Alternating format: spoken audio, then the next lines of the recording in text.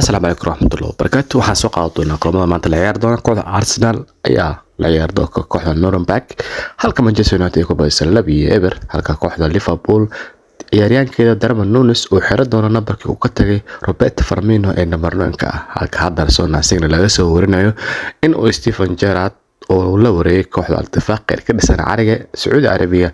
ay baadi goob ugu jirto kooxda Liverpool ayaa la sheegayaa inay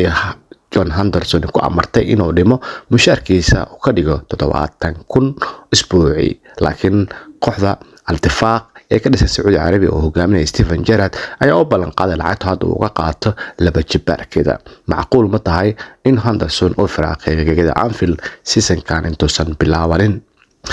guud ahaan kulankii xalay Manchester United ee Leicester ay la ciyaaraysay lagu ciyaaray Norway waxa Manchester United 2-0 kaga adkaatay Leicester iyadoo ciyaartay kambi damba ay 2-0 Manchester United kaga adkaatay Leicester halka Mount oo kusoo biiray kooxda Manchester United oo kulankaani qayb ka ah asigoo soo bandhigay ciyaarada qurux badan waxaana tababaraha Ten Hag ku tilmaamay inuu yahay ciyaaryahankii u baahnaa Manchester United xilligan kaasi oo ka caawin kara inay ku guuleystaan horyaalka Premier League iyo koob kale ee maxalliga ah ciyaari doonaan kooxaha Saudi Arabia ayaa baadi goob baan kaga jiro ciyaartooyda heer caalami ka dhashay Premier League horyaalka Serie A iyo horyaalka Isbaanishka iyo Jarmalka ciyaartooydaasi hadii kooxaha Sacuudiga ku biiraan waxa loo ballan qaaday in gabi ahaan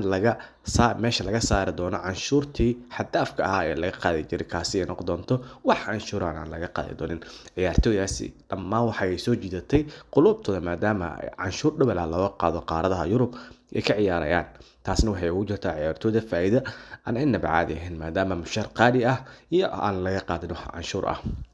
haddii aad ka heshay macluumaadkan ku soo gudbiyay nala soco ku xirnow waad ku mahadsantahay joogaaga mahadsanid